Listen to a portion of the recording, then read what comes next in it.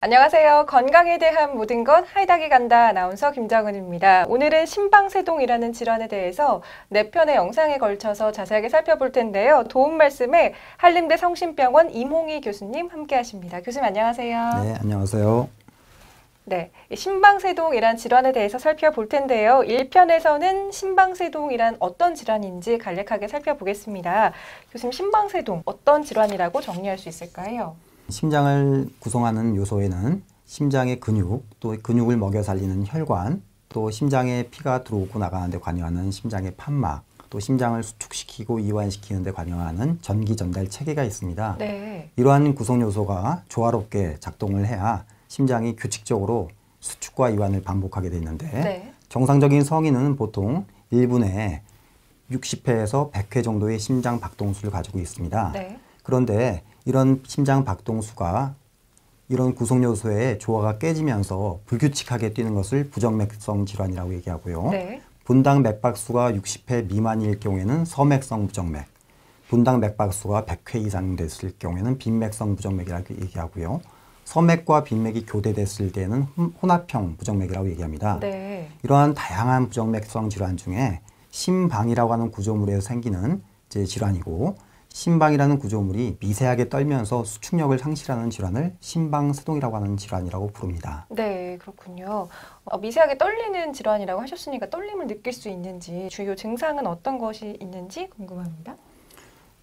보통은 심방세동이 발생되게 되면 심장이 빨리 뛰는 빈맥성 부정맥이 생기고, 네. 이로 인해서 심장이 두근거리는 심계항진을 느끼게 됩니다. 또한 심장이 미세하게 떨면서 수축력을 상실하기 때문에 전신으로 가는 혈류량이 떨어지면서 심박출량이 감소합니다. 이로 인해서 피로, 전신 무력감, 호흡곤란, 어지러움을 호소할 수가 있습니다. 또한 심장으로 가는 혈류, 관상동맥의 혈류량이 감소하게 되면 흉통과 같은 협심증을 느끼실 수도 있습니다. 네. 하지만 이런 심방세동이 오랜 기간 동안 서서히 발생되었을 경우에는 증상이 없는 무증상 환자들도 있습니다. 특히 고령의 환자일 경우에는 이런 무증상을 하는 분들이 보통 30% 정도 있다고 돼 있고요.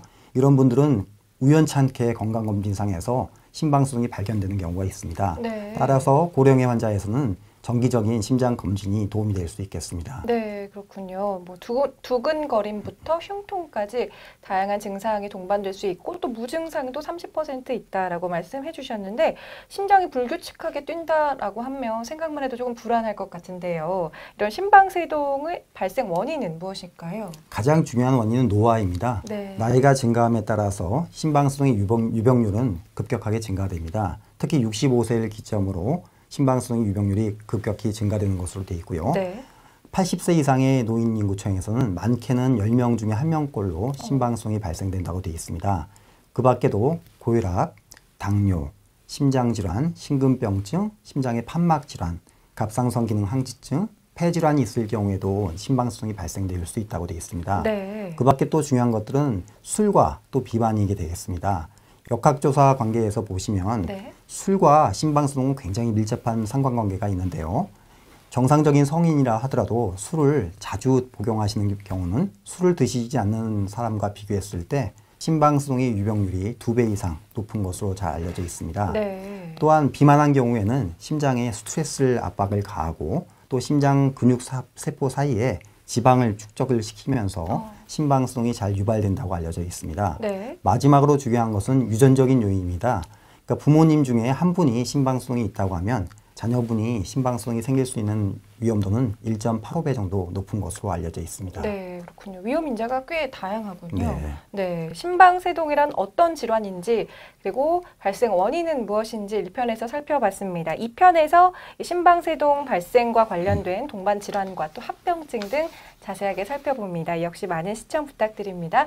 오늘 심방세동에 대해서 도움 말씀에 한림대 성심병원 임홍희 교수님께서 함께 하셨습니다. 고맙습니다. 네, 감사합니다.